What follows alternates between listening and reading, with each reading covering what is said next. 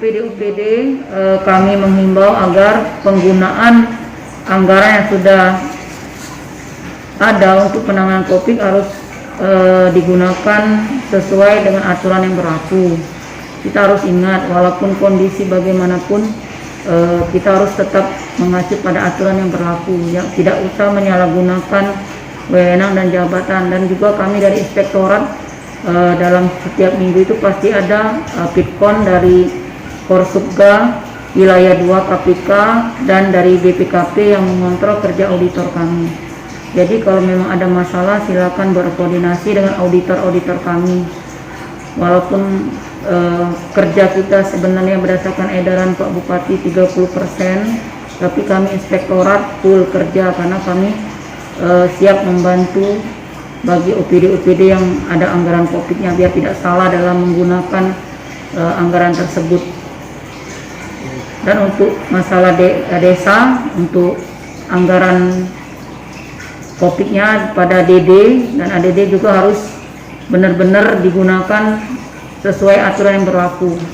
Dibentuklah tim-tim yang memang berdasarkan aturan dari Menteri Desa.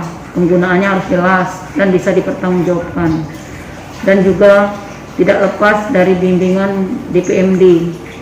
Dan inspektorat selalu siap untuk memberikan solusi, masukan, asal dari sejak awal harus ada keterbukaan satu sama lain, tidak ada yang ditutup-tutupi. Jadi penggunaan anggaran COVID ini benar-benar berjalan sesuai dengan aturan yang berlaku, tidak disimpangkan, tidak menjadi istilahnya tuh kong kali kong ataupun KKN lah istilahnya. Karena juga KPK sudah menekankan berkali-kali bahwa bagi pihak-pihak aparat siapapun yang menggunakan anggaran COVID ini ancamannya hukuman mati. Jadi itu kami mengingatkan berkali-kali, apapun kondisinya aturan tetap jalan. Jadi benar-benar dipergunakan dan efisien menggunakan anggaran. Saya rasa itu aja dari kami kok inspektorat sebagai akuntabilitas dan pengawas